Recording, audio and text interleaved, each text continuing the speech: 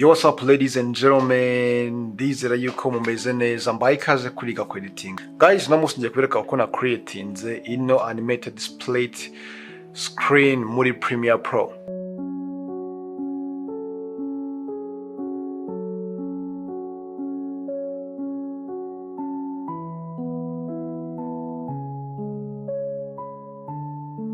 So guys, gukora ino effect nta kintu biraza kudusaba usibye Premiere Pro yacu version yose wari gukoresha na footage tugiye gukoresha. So hano muri Premiere Pro guys, uko urimo kwibona ahanga mfite clips zigiye zitandukanye ariko nagiye nzishyira mu byiciro. Okay, hano dufite clip imwe. Okay, so iyi ngiyi ni nka group 1. So iyi ni group 2, urabona ko ifite ama clips atatu. Iyi ni group 3 ifite ama clip abiri, and then iyi niyo group ya nyuma ifite clips 5. So guys, nagiye nzindurira amabara kugira ngo tubashe kubibona neza cyane. Okay, so uburyo bwo guhindura amabara guys, kuri izi layer uburyo nakoresheje, uragenda ugaselectinga clips ushaka guhindura ibara guys, ukaza ukazikanda right click ukajyana kuri label, ukajya noneho hano n'amabara agiye atandukanye. Ahanga ushobora guhita uyihindura as brown, okay, cyangwa se izi ngizi ukaza ugahindurira irindi bara ukazereza blue. So nuko nguko nagiye ndi kuziseparatinga nkoresheje ano mabara. So guys, and then uburyo ngiye gukora ino animated split screen. Okay, so and then ahanga kuri clip ya mbere dufite yo turayirekera ko nta kibazo. Okay, and then kuri izi clip zanjye kuri group yanjye ya kabiri ubona ko ifite ama clips 3. Ikintu nshaka uburyo nshaka animatinga ino group. Okay, so nako iyi ngiyi ndashaka ko ino clip iza kuzamo hagati. So guys, icyo ndaza gukora rero, ndaza kuri clip ya mbere. Okay, ndaza gukoresha guys effect yitwa crop, and then inzira gukoresha position kugira ngo inzira gukoresha scale na position kugira ngo nanimbetinge izino clip zanjye. So ndaza no kuri project panel, inza no kuri double arrows, inza no kuri effect, inza gusachingamo crop. Okay, so no crop niyo ndaza guterura nyishyire hano kuri clip yanjye. So nga ndaza no ku croppinga mu mpande gutya guys. So nga reka nyereze nka 32. Okay, yes, nanga ni 32. Okay guys, making sure yuko yiri guplayinga, making sure yuko subject zawe ziri muri center neza nta kibazo. Ahangaha urabona ko ari sawa cyane. And then no kuri ingi guys, nayo ndaza guhita nyishyiraho.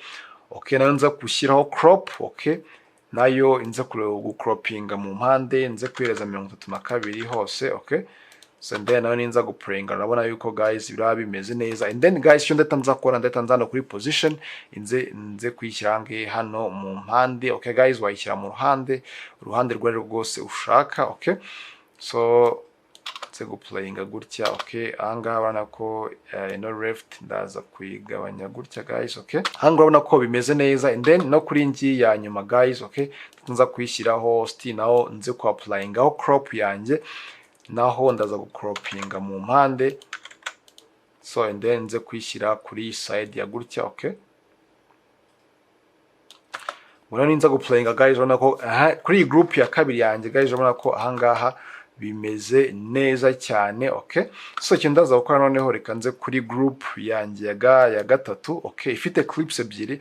So cyo ndaza gukora kuri izi clips ebyiri, ndashaka kuzigerekeranya, imwe iraza kuba iri hejuru indi iri hasi. So ahangaha ndaza n'ubundi kuri ngi ya mbere manze na applying yo crop guys. Okay, so nze cropping hano hejuru, nze kwishyira hano hejuru muri ubu buryo. Okay, then ubwo ndeta na cropping hasi kugira ngo hano haze gusigara umwanya waho clip ya kabiri yanjye iraza kujya. So nayo ndaza kwishyiraho, inze gushyiraho crop guys, ubanza wazigerekeranya. Okay, so ahangaha ndaza gushyiraho crop hano kuri top, none inze kuyimanura gutya guys. Okay,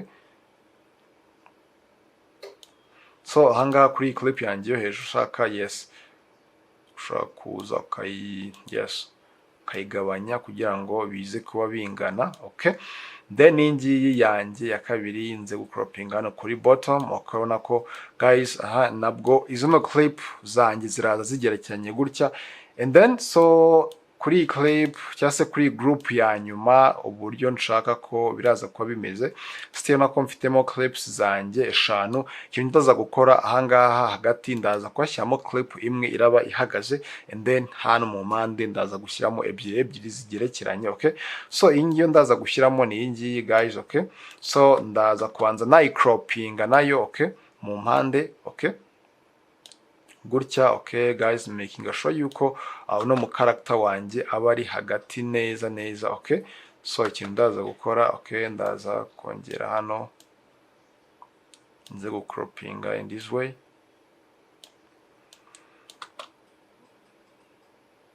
So ubwo ninza guplayinga urabona ko guys ahangaha biba bimeze fresh. So ndahita nkoresha no position kugira ngo nze kwishyira hano hagati na hagati neza, and then so ndahita nza hehe hano kuri clip yanjye ya kabiri. Ahangaha ndaza kwigabanyiriza opacity nyishyire kuri 50. So and then iyi no clip yanjye ya kabiri nze kwishyira kuri iyi side ya gutya. Okay,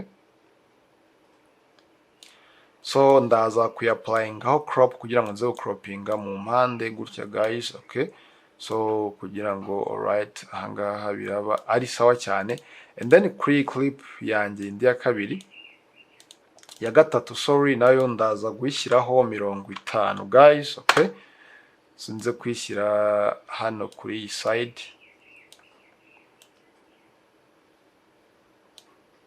Ubwo nayo mitenze kwihereza crop.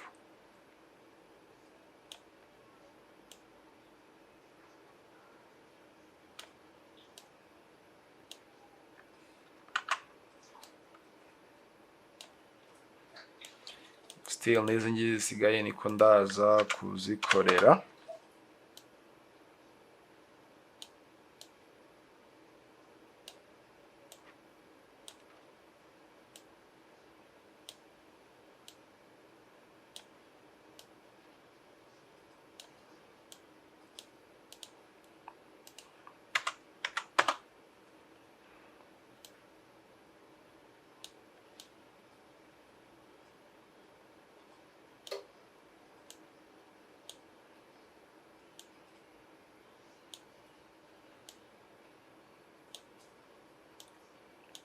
So guys, iyo ndangije gucroppinga clips zanjye, so nicyo gihe ngo nze kuzanimatinga. Okay, so kuri iyi group yanjye ya kabiri ifite clips 3. Uburyo nshaka kuyanimatingamo ndashaka ko yes ni clips zanjye 3 ariko ziragaze. So ikintu uburyo nshaka kuzanimatingamo ndashaka ko wenda ino clip iraza guturuka hasi, and then izi ngizi zikaza zirimo guturuka hejuru ko zigahita zihurira hano muri frame. Okay, so kuri clip yanjye yo hagati ndaza hano urabona ko na jump aho yatangiye ndaza gusimbuka frames nkeya. Okay, like nk'amasegonda 2. Okay, none inzano kuri position na dingo keyframe as default. None ndahita nza hehe aho itangiriye mite nyimanura hasi. Okay, gutya guys. Ubwo ninza guplaying urabona ko guys direct keyframe yindi isi ya dingaho ninza guplaying urabona ko yes direct rate iza kuzamuka iri guturuka hasi. Still none vango zino za ziri mu mpande zo nazo ndaza kwa dingaho keyframe as default. None naho inzi aho layer yazo itangiriye. None ubwo ndatanza kuzanimatinga ndi kuzishyira hejuru. Okay, so same as ningi. Okay, nayo ndaza kuyadinga keyframe as default inze aho itangiriye naho inze kwishyira hejuru. Ubwo ninza guplayinga guys nuko nguko animation yanjye iraza kwimeze. Ariko guys iyo urangije ku animatinga muri ubu buryo, okay, si ikintu uza gukora uhituza kuri aya ma keyframes. Okay, ukayaselectinga yose ugayikanda right click nkaza kuyasmoothinga no kuri easy out. Okay, so kaza ko openinga ino arrows. Okay, kaza ukayismoothinga muri ubu buryo. Okay, so nvango ubikora kuri keyframes zose apfa kuba zose zakoze animation. Okay, so even nahangaha naho ndaza kuyiselectinga nze kuze smoothinga kuri easy out nze kuzismoothinga muri ubu buryo. So guys, ubwo ninza guplayinga urabona yuko yes uburyo zirimo kuza animation irimo kuza iri smooth bimeze neza cyane. Okay, so then icyo ndatanza gukora guys ndatanza kuri clip yanjye. Okay, ubwo ninza gushyiraho ino group ya kabiri urabona ko it's like ubundi itikora nka transition ubwo ninza guplayinga gutya guys rero tubona yuko guys okay ya group ya kabiri ihita iza yinjira okay guys urabona ko bimeze neza cyane. So guys kuri group ya gatatu urabona ko ifite no clips ebyiri, uburyo ngiye kuzanimatinga ndashaka ko buri clip iraza guturuka muri each side okay, imwe iraza guturuka left indi turuke right okay. So uburyo ndaza kubikoramo n'ubundi yes ni nk'ubwa mbere ndaza kusimbuka frames nkeya okay, inze kwadingaho keyframe as default noneho inze aho layer itangiriye noneho ndatanza gukoresha uno murongo wa mbere ndavuga ati ino clip yo hejuru iraza guturuka muri side okay, and then so inze no kuri clip yanjye ya kabiri vuye ko ino clip ya kabiri na dingo keyframe as default vuye ko iraza guturuka yes muri side ya gutya. Nabwo ninza guplayinga guys urabona yuko still biraza biri kwinjira okay, and then ukibuka gusmoothinga za keyframes zacu okay muri bwa buryo kugira ngo animation ize kuba iri smooth okay.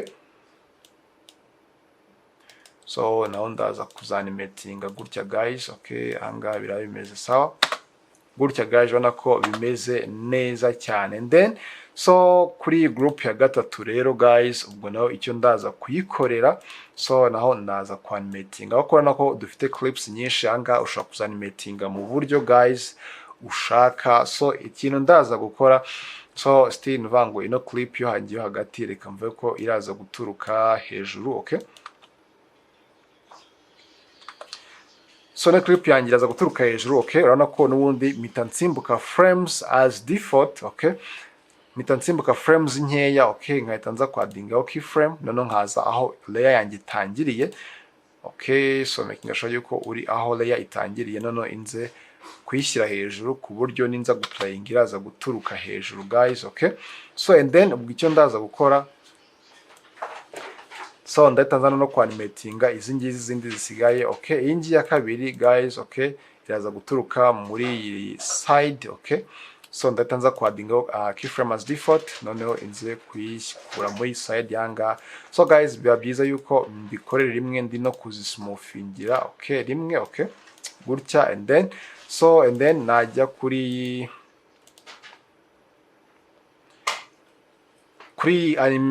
layer ya gatatu okay. So nayo ndatanza kwadingaho keyframe okay. So and then ni ngiyi okay, ndaza kuyikura kuri side okay, nayo nze kuyiselectinga kugira ngo nze kubismoothinga gutya guys okay. And then so kuri clip ibanzirizi ya nyuma ubwo ni ngiyi nayo same as n'ibya mbere yani ingi ndaza kuyikura hasi yo okay, nayo nze gusmoothinga keyframes zanjye okay. And then so ndatanza kuri clip yanjye ya nyuma so yo nayo ndaza kuyikura hano hasi okay, inze gusmoothinga keyframes zanjye okay, easy out. So kuri clip ya mbere guys naho inze gusmoothinga zino keyframe okay. And then guys none ninza guplayinga urabona yuko uburyo zino animation zirimo kuza bimeze neza cyane. So guys and then icyo ngiye gukora none ngiye gucombininga zino groups zose okay, none ndebe uko clips zanjye ziraza kuba zimeze okay. So ndaza kuzigerekeranya muri uburyo ku buryo group imwe izagira avaho indi ijyaho guys okay. Now guys even you ufite clips 10 okay, ufite ukuntu wazipanze ushobora creatinga ino animated split screen neza cyane kandi bikagenda neza cyane. So and then ninza guplayinga guys urabona ko ini group ya mbere ifite clips imwe, ingini ya kabiri ifite clips eshatu, and then tukajya twinjira muri group ya gatatu y'ama clip abiri, then n'ingi ya nyuma y'ama clips atanu. So guys urabona ko ucreatinga ino animated split screen effect muri Premiere Pro biri simple okay. And then unabishaka uraza ugacreatinga izindi animation aho ngaho layer zawe ziba zirangiriye kugira ngo zite ziza kuba yes disappeared. So guys nuko nguko wa creatinga ino effect muri Premiere Pro ha plugin. Please nufite ikibazo ugishyire muri comment kandi ntugende udakoze subscribe koko niba ino video yagufashije uyilikinge uyisharinge kugira ngo ujye ubona andi ma video ya editing. So ndakunda cyane rero tuze gurira mu video y'ubutaha. peace.